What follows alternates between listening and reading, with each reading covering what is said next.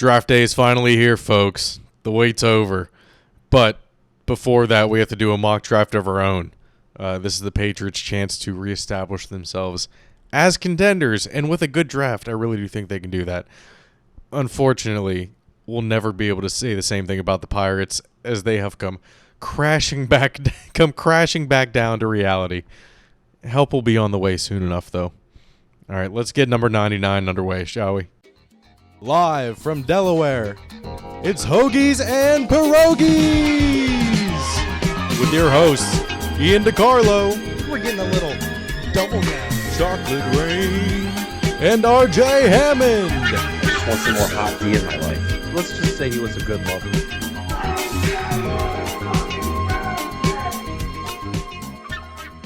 We'll go over baseball first, as always. Pirates, what the fuck are you doing? Swing at goddamn pitches.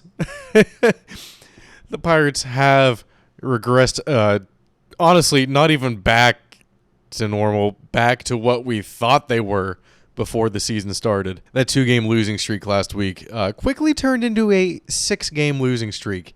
It was not pretty. They did lose their game last week against the Mets to get swept. And they were sitting at 11-8 going into an off day. Before we go over that off day, we were just talking about weird injuries a couple weeks ago. But here's another one. In that last Mets game, Joey Bart was supposed to start. But he got hit in the head with a home run that was hit during batting practice while he was catching in the bullpen a couple days prior. You want to talk about freak accidents? Oh, my God. And I think it happened again today. Someone got hit in the bullpen with a home run hit during batting practice.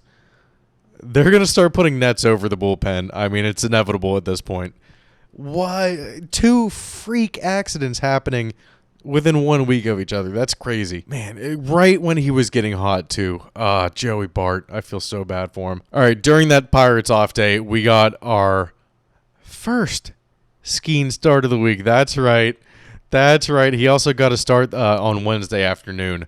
So we're going over 2 skiing starts. Let's go. I love that his starts have been the free minor league game of the day every single time he takes the mound. So I've got to watch them all. Stop me if you heard this before, but last Thursday, Skeen struck out the side in the first inning. Oh, surprise, surprise. And he actually gave up his first extra base hit in that game. And it didn't matter because he wouldn't struck out the next 2 batters. 2 innings pitched, 1 hit. 6 strikeouts, another 3 strikeouts in an inning. Holy fucking shit. And just when it looked like Skeens was about to give up his first run, it wouldn't have been earned. He strands the runner on third with 2 strikeouts to end the 3rd inning. He had 8 strikeouts in the 3rd inning. Now, he did go into the 4th, but he walked a batter, and I think there was a single hit against him. But god damn it, and I said this last week, he went a little bit further today. If Skeens needs to build his volume, let him fucking pitch more than 3 fucking innings. I was getting a little bit mad. Today they did, they listened to me, and they were like, hey, maybe we should build his volume, actually, for, and do what we were saying that we're doing with him. Today he went 4.1 innings, 71 pitches. In this start last Thursday, he had 55 pitches, so he's building up, and he's building up fast. So, God, in between starts, though, he was on the McAfee show. Oh, God. Dude, loosen up a little bit. He is so quiet. And, I mean, the dude is a monster. You forget that he's 21. So he's not exactly used to all these, interviews and all these podcasts and everything. But, like, Pat McAfee was, like, hamming it up with him and, like, cussing in front of him. And Skeens was just like, oh, yeah. Dude, him and Brian Reynolds. I saw that on Twitter. I can't take credit for that. But him and Brian Reynolds must have the most tantalizing conversations. Oh, God, that must be so boring to be in a room with the two of them. Okay, and then I was at work while this happened, and I'm recording this right after coming back from work, so I didn't watch really any of it. But today, like I said, Skeens went 4.1 innings pitched. He had 7 strikeouts, but he allowed his first run. It was unearned, but the second one wasn't. The streak ends at, 20 innings? I think he went 20 innings of minor league ball before giving up his first run. He's sitting at a .53 ERA. It feels like he has 70 strikeouts. It feels like he has 700 strikeouts. All right, but yeah, Skeens needs to be up very soon. All right, so after going over those Skeens starts, the Pirates started their homestand on Friday against Boston and proceeded to get swept in spectacularly horrible fashion. It was really bad. Simply nothing good came out of the series, and they honestly exposed the team for their shortcomings that we knew of coming into the season. This was like, oh, yeah, wait, they are an under 500 team, and they're sitting above 500 right now. They're 13-11 after taking the first two games from the Brewers. But god damn it, that was so frustrating. Thank God Jared Jones came in and halted the 6-game skid on Monday against the Brewers with his 5th straight 7+ K game. And it might be his last because someone was killed as a result of his actions. No, he didn't do a bunch of coke and hit a jetty at full speed with his friends in the boat. But that slider might be more deadly than Jose Fernandez's. Swing and a miss. Choked up on that bat. Whoa, did he go? He did. Wow. Look at this. But, I mean, he's thinking the same thing I was thinking. Wow. After the fastball up, I'm probably going to see it again. Oh, my gosh. And you got to gear up for 100 miles an hour, and there's that slider. Oh. That just... Rip Bryce Terang. So after taking that one 4-2, Bailey Falter came in and is impressing the shit out of me. He is continuing to amaze me. Maybe they should keep Skeens in AAA if it's making Falter feel like he's fighting to keep a spot in the rotation. He struck out 8 Brewers over 7 innings on Tuesday and is now sitting comfortably at a 3.33 ERA with a 0.89 whip. Anything under 1 for whip is good. Anything in the 3s is good for ERA. I cannot believe what we are seeing from Bailey Falter. It's amazing. I still think that they should go to like a 6-man rotation.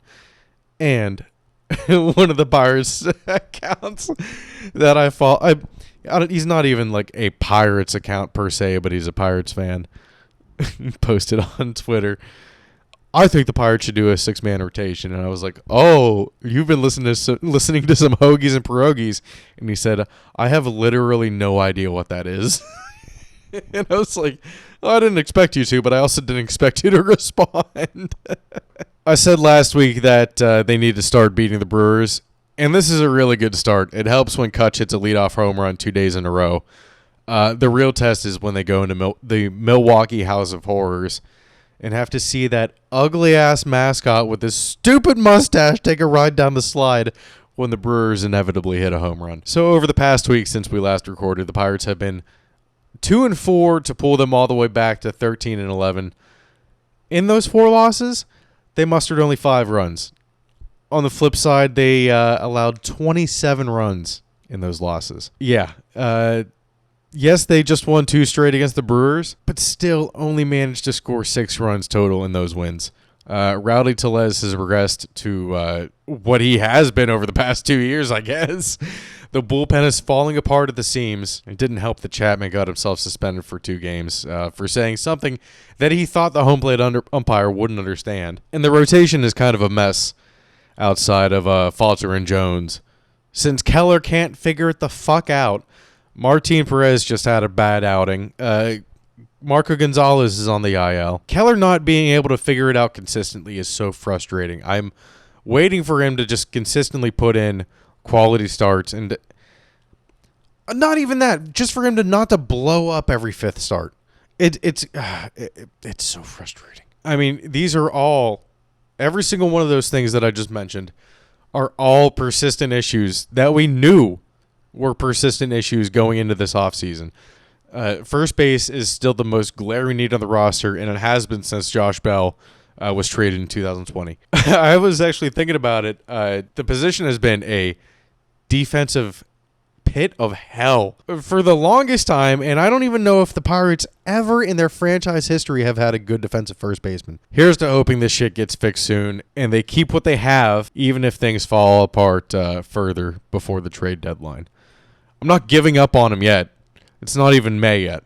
So usually they turn it on in May. Obviously last year they didn't, but we'll see. It's sitting at 13-11 right now. Could be a lot worse.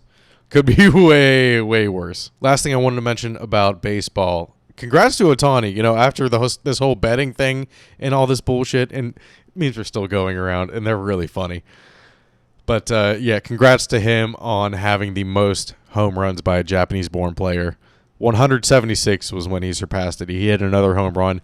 450 feet at 118 miles an hour last night, so that's 177. I'm sure there will be plenty more. Okay, before we go over the NFL and before we get into all this draft stuff, holy shit, I'm kind of glad that I waited to record until today.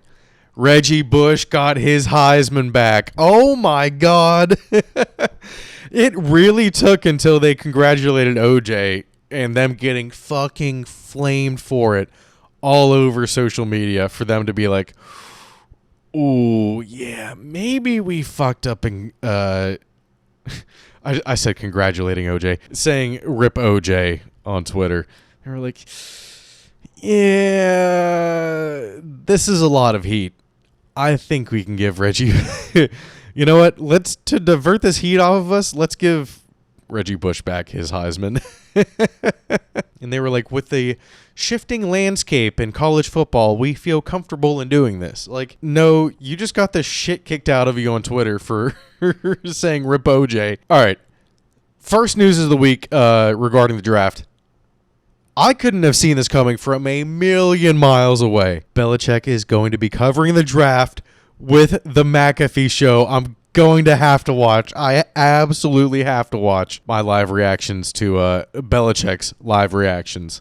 It'll be a reaction-a-thon, and I'm going to be very interested in what he has to say about the Patriots draft pick. Next thing that came out in the week, oh boy, I absolutely hate Caleb Williams even more after his appearance on Ryan Clark's podcast, The Pivot. And I'm now a huge Spencer Rattler fan, even though I made fun of the albino motherfucker. Oh, my God. Let's go, Spencer Rattler. Oh, dude. I listened to it in full this morning, and I was taking notes while I was doing it. All this, it seems like you were built in a lab. Your parents had a training facility so you could have private 5 a.m., 6 a.m. workouts. Their career is invested in him as a football player. Like, this is a story set up for failure. Whenever the parents are this involved, and they, you know what, they're smart enough to not be involved on a Lonzo Ball level. But when you have this immense, and I don't even know if he feels pressure, because if it doesn't work out in football for him, it seems like he's comfortable enough that he can move on from it. It's like this isn't all he has.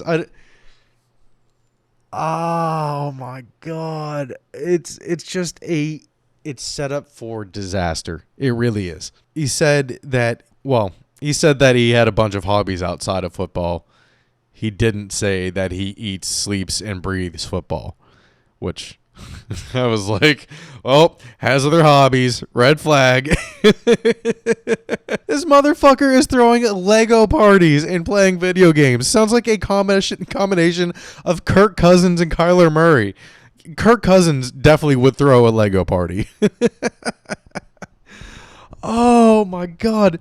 And there was one thing he said closer to the end of the interview where he sounded like Penelope, Kristen Wiig's character on SNL. Come by my table and say hi. The whole family's here, all three of us. My family's here too. So. And there's 6 of us, so like double bigger than yours. So they're right over there. So. He said, I have 5 lawyers actually. Like, who cares? It doesn't. No one cares if you had any. Shut the fuck up. Oh my God. Oh, it's so infuriating. And what he said about Spencer Rattler, he was like, I decided to go to Oklahoma. And he said this himself. Before he got there, he told everyone, told all his friends and all this bullshit, all his family, that he was going to start and that he was going to start from day one. When he was coming in behind Spencer Rattler at his peak of hype. You think they were going to give you a shot anyway as a freshman? Are you kidding me? Oh my God. He was like, I'm the best in the country. I'm better than Spencer Rattler. That made me fucking sick.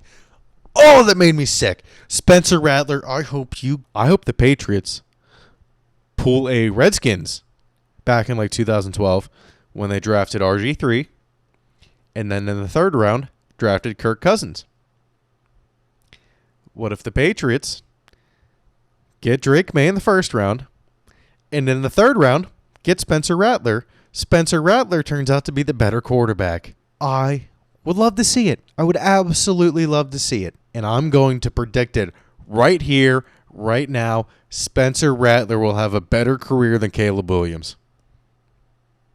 Crazy. I know. I'm insane. I'm fucking insane. And boom goes the dynamite. So yeah, we still hate Caleb Williams. Another thing I found out from that podcast is that Goodell actually has a back injury. So we'll see if he's on stage and going back and forth. I had no idea. Didn't hear anything about it. All right, Patriots. Got Matthew Slater to help you, Drawn Mayo. Mayo's probably not going to have any say anyway. Slater's going to be there with him to basically be the de facto assistant head coach. Obviously, that's not his title because the Patriots don't like using titles like that around the office, apparently. But yeah, Mayo's right-hand man, says the organization. Get all the former players, all the smart-ass players in there. Having something that's player-centric will work and pay off dividends for you in the long run. Okay, now, couple things before we get into this mock draft. A couple things that I think will happen. I do think that the Vikings will get up to get J.J. McCarthy. But also, before I even say that, I guess I should say, Bears will obviously go Caleb Williams. Adam Schefter keeps saying it. Keep saying it's looking more and more likely that the Commanders are dead set on Jaden Daniels. So I'm going off of Schefter's word. That's all I'm going off of by that. And then today, Albert Breer. And I know, Albert Breer, you can't really trust him that much. He says he now feels pretty good that Drake May will be a New England Patriot. So it's the day before the draft that he's hearing this. Things are kind of settling down. Now, who are the Vikings going to trade up with? I didn't realize that the Cardinals also had pick number 27 in the first round and that they, like the Vikings, have 2 first-round picks. So I think that the Cardinals would not mind moving down to 11 because they don't need a quarterback. They couldn't give a shit less. I think that the Vikings will give up their number 11 pick, number 23 pick, and maybe a second rounder next year. And maybe a first rounder next year. I think, but that's it. I think those 3 first rounders to move up to number 4 to get McCarthy, I think is probably what they're going to do. In terms of any surprises, I could see the Patriots drafting back up into the first round to get a receiver that they like. I could see the Bills moving up to get a receiver that they like. And actually, I mean, they might even be ones to move up with like the Chargers or the Cardinals, which would be insane to get Josh Allen, one of Marvin Harrison Jr., Roma Odunze, or Malik Neighbors. That would be wild. And I mean, they might try to leverage for that. I don't see why they wouldn't. Oh man, I actually really like that. The Bills trade. What else? I think that would probably be the most shocking thing is the Bills moving up into the top 5 or at least top 10 for even Bowers.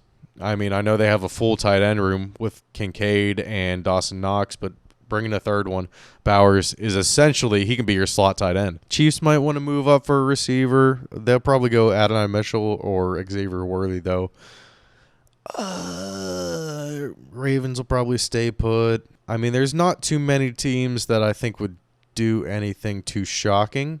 Browns don't pick until like number 47 or something like that. Maybe a Raiders move up into the top 5. I know they've been linked to Daniels before because Antonio Pierce was his head coach at Arizona State. But yeah, I don't know what. I don't know. They would have to give up a lot because they were 13. to move all the way up to fucking 2. I mean, they would be in a situation like the like the Rams are in, with the Rams having their first round pick since 2016 when they picked Jared Goff. They would have to give up so much. Like 3 years of first round picks and 3 years of second round picks at the very least. That would be wild. I could see the Panthers moving back up into the first round. But yeah, other than that, those are kind of my theories. I do think it'll be Caleb Williams, Jaden Daniels, Drake May. And then I do think someone will move up into that spot for J.J. McCarthy at number 4. Don't exactly know who it is yet. Might be the Broncos, might be the Raiders, might be the Vikings. We'll have to see. All right. It's mock draft time. Let's go. Let's do this fucking mock draft. So we are doing the ESPN Analytics NFL Draft 2024 Simulator, driven by the Draft Day Predictor Model, brought to you by FanDuel. All right. So, obviously, we're going to pick the Patriots, and it does go kind of fast. So, I'm going to put it on slow. We're doing all 7 rounds, baby. I mean, this isn't really going to take a long time. So, let's do all 7 rounds. I'm picking my team. We're the Patriots. Load up the draft. I'm ready. Okay. First off, do I want to make any trades before what I see? No. So, I'm going to start the draft here. Bears select Caleb Williams. Commanders select Jaden Daniels. Okay. So, like I said, this is how the top 3, I think, is going to shake out. Drake May. Drafting player. And then I'm going to, I guess I'll just hide this until all the rest of these picks. Oh, no, I'm not going to hide it. Okay, neighbors to the Cardinals. J.J. McCarthy. Okay, we'll just wait. We'll just wait. I guess I should have put it on normal.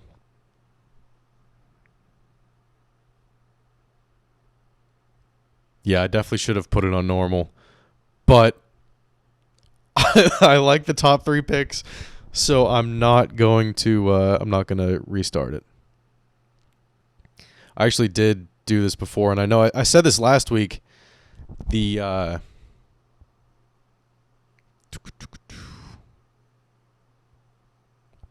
got Jaden Daniels at number 6, so I was pretty happy with that. Okay, let's see here. So we got Drake May, and after that, Cardinals stayed put, took Malik Neighbors. Like the pick, but not Marvin Harrison Jr. And the Vikings trade up to 5 with the Chargers to get J.J. McCarthy. MHJ to the Giants at 6. That would be their dream scenario. Okay, Joe Alt to the Titans. Dallas Turner to the Falcons. And this is the first one that I'm like, okay, well, this doesn't make any sense. It does make sense, but I don't think it's who they would go with. Quinyon Mitchell to the Bears. I mean, all right. Not mocked there at all. But, hey, there are players every year that go where they're not expected to. So we'll see what happens there. All right, Brock Bowers with the Jets just decided to go tight end instead of offensive tackle. They say, fuck you, Aaron Rodgers. We're not protecting your ass.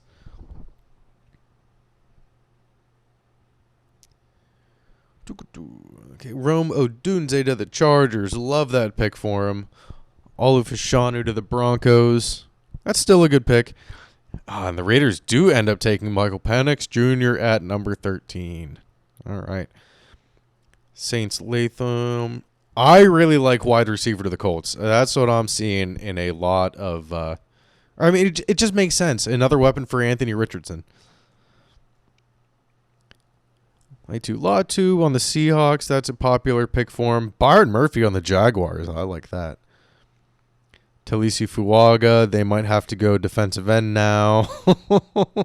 Now that Hendrickson wants a trade. Oh, well, I already. Spoiler alert. I already did the end of the episode. Graham Barton to the Rams. That wouldn't be shocking, but I wouldn't be surprised if they also went like an edge or a defensive tackle. Tyler Guyton to the Steelers. I think unless J.C. Latham's there, I think they will go offensive tackle and go with Guyton. They want big. They want big man to go with. Broderick Jones on the other side? I mean, come on. Jared versus the Dolphins. Great pick for him. Cooper DeJean. We got the white boy coming to the Eagles. Chargers pick Terrion Arnold with their pick that they got from the Vikings. Nate Wiggins for the Cowboys. I think they'll go Jackson Powers Johnson if he's still there. I mean, I do like that pick, but yeah, we'll see. Chor Fatanu to the Packers. Marius Mims to the Buccaneers. Xavier Worthy to the Cardinals there. Ooh, little speed for him. What do they take up here? Malik Neighbors. Yeah, Malik Neighbors and Xavier Worthy on the outside is going to be a nightmare for any cornerback. Holy shit. Jer'Zhan Newton to the Bills. That's an odd pick for them. Ladd McConkey to the Lions. I do like that, even though they just threw the bag. Oh, yeah, I forgot to go over that. The Lions threw a bag at Penny Sewell and Amon-Ra St. Brown today. Penny Sewell actually got more guaranteed money than Amon-Ra St. Brown did. I think they're only like $8 million off total. It's like a $120 million contract and a $112 million contract. Oh, crazy. Darius Robinson to the Ravens. Xavier Leggett to the 49ers. That would be good for them if they do end up trading Ayuk. Man, that would be something to see. Hey, that would be something that not many people are predicting right now. And Kool-Aid McKinstry to the Chiefs. I don't like that just because they definitely need a wide receiver. And Trent McDuffie is already pretty damn good. So, Adonai Mitchell to the Panthers. That's a gimme. All right. So who the hell do we want? Jesus Christ. Chop Robinson didn't go in the first round?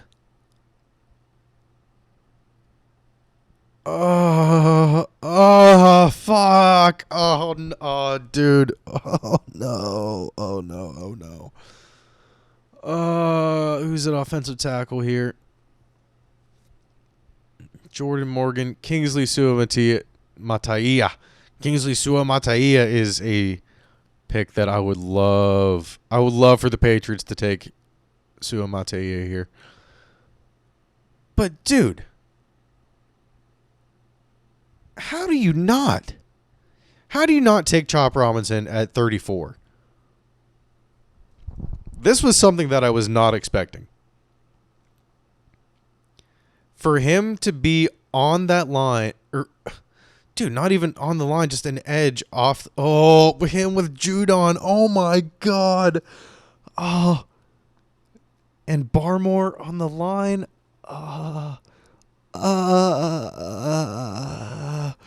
That is way, way too good to pass up. And I just saw the Eagles took Suamataia. Oh, man. Oh. You really can't be mad at that. I know they need offensive tackle. I know they need wide receiver. But oh my God, let's look through this real quick. You have to take Chop Robinson at 34 if he's still there. What the fuck? There's no way you pass up on that. All right, now we're just going to skim through these. I'm not going to go through all of these. I like Lasser to the Chargers, especially after they picked Terrion Arnold. Their secondary would be hell. Jackson Powers Johnson to the Cardinals. Like that pick for him. There goes Keon Coleman to the Panthers. And I really like that because now you don't have to take a huge gamble on Coleman.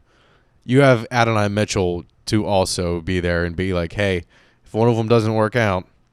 But if both of them work out, that would be amazing. Roman Wilson to the Packers. Great pick for him. Ricky Pearsall to the Raiders. Good weapon for Penix there. Adisa Isaac, I'm liking that pick. I'm hearing that name more and more. I like that pick to the Texans.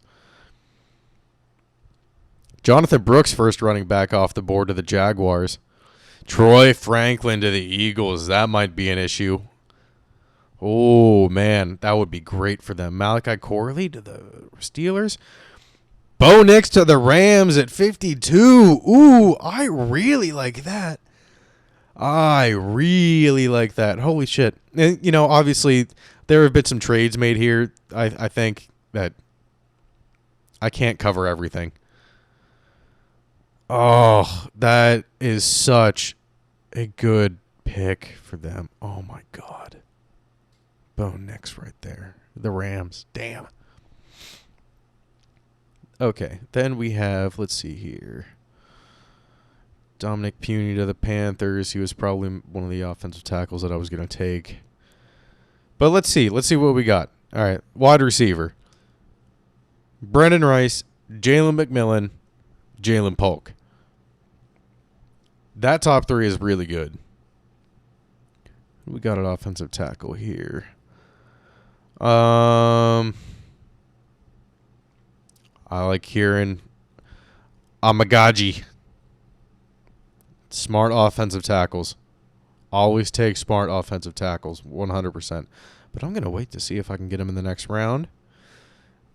And I'm going to go with, you know what? I want the taller of the players. So, Brendan Rice. Height. 6'3" for Brendan Rice. That's nice. Jalen McMillan is 6'1", and Jalen Polk is 6'2". I personally think that Brendan Rice is underrated in this draft. I do. I mean, it's such a good receiver class. I think he could probably be a high second rounder in most drafts. So I'll be taking him there at number 68. We almost had number 69. Almost. So close. But dude, Drake May, Chop Robinson, Brendan Rice so far, yeah. This is fucking amazing. This is great. I mean, Chop Robinson 100% will not be there at number 34. There's no chance. He ran a 4.5 40 as a fucking defensive end. Okay, now here we have to. Oh man. Okay, let's go back and see this. Who took who?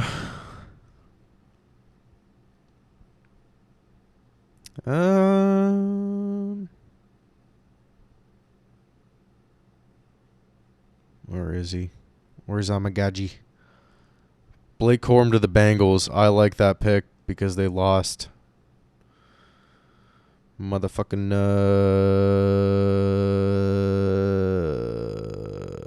why can't I think of his name right now? Joe Mixon. They lost Joe Mixon. Cade Stover to the Rams. I actually do really like Cade Stover. Jalen McMillan to the Packers. Jalen Polk to the Bucks. Spencer Rattler to the Buccaneers. There you go. There you go, Buccaneers. Have yourself the next Tom Brady because Caleb Williams hates him. There he is. Kieran Amagaji. Jaguars, number 96. Motherfuckers. Jamari Thrash is a name that I hear rising. Going to the Steelers. Nice. Nice. Oh, man. I don't think Caden Wallace is mentioned a lot on broadcast, but I think his name isn't being mentioned a lot because of Fashanu. I do really like Caden Wallace, so I will take him. I will take him there in the 4th round at number 103. All right, here's where I wish we could change the speed of this bullshit. All week I was so gung-ho. I was like, let's do a full 7 rounds. Well, it would have been more fun if, I would have had to make trades.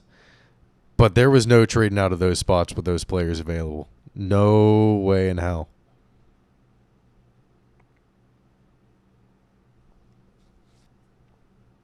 Mecky Wingo. All right, who do we got here? I think, unless there's someone, Luke McCaffrey, you almost have to take Bloodline here if you don't like anyone else. Where's Cornelius Johnson? I do like out of Michigan.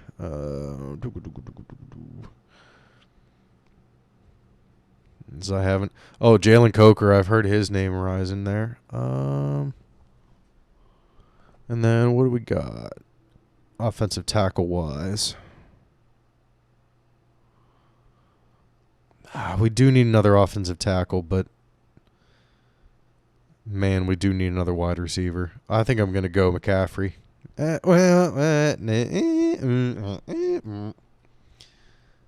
don't know. What else do we need? Really nothing. I guess safety maybe. Was it round 4? Too early to take any of those guys. What we got for tight ends? Jared Wiley, Tip Ryman. You know what? I'm going to take Tip Ryman. He's been a player, again, that has been shooting up boards. Been a name that I've been hearing a lot lately. Since the first rounders and second rounders and third rounders have been talked about endlessly. All the podcasts that I'm listening to are dipping down into the 5th and 6th and 7th rounders. But hey, someone has to cover it. And you know what? God damn it, we're here to cover it.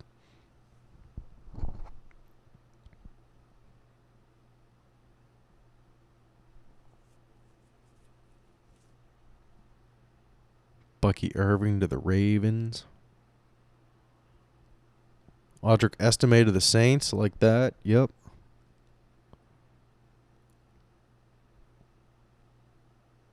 Okay. Lot of umming.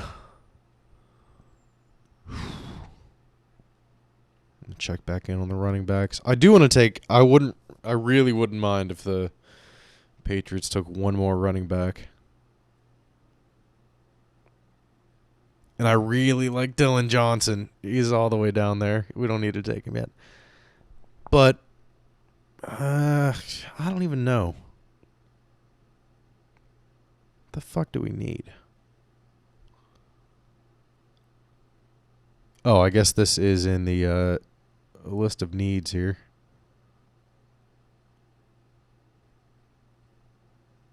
Tylen Grable, Delmar Glaze. What's the problem? I don't know any of these offensive tackle names because I was planning on taking an offensive tackle in the 2nd and 3rd round, or at least 2nd and 4th round. Get a wide receiver in there somewhere. Ooh. You know what? Let's go Luke McCaffrey. Fuck it. Fuck it.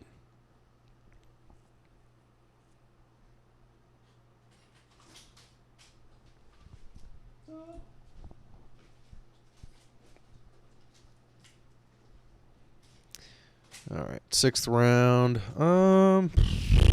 It's a crapshoot at this point.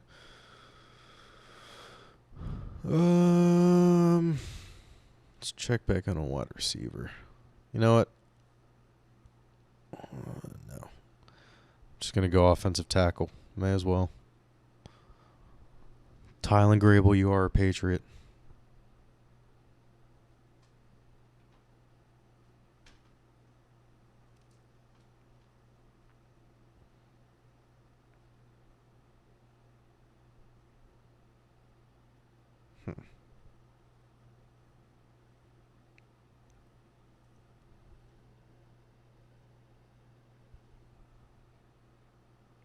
Not really a lot to comment here in the later rounds. Ah, the Rams got Dylan Johnson. God damn it.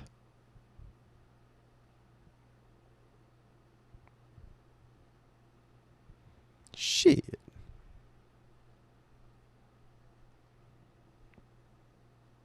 Man.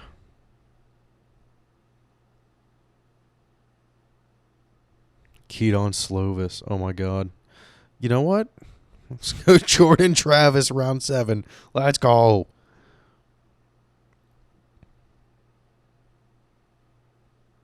You gotta have a backup for the backup.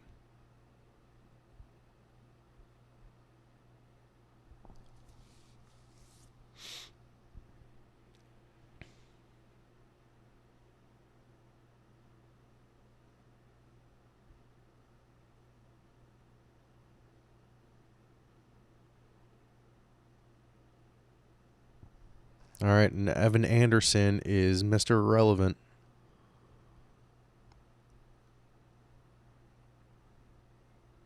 Okay.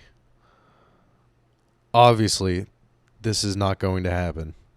But if things were to shake out like this is how I would do things if I were the Patriots GM. Drake May, number 1. Chop Robinson, yeah. Chance available at pick 16%. And then it just says less than 5 for the next pick, which it would have been like 0.0000001%.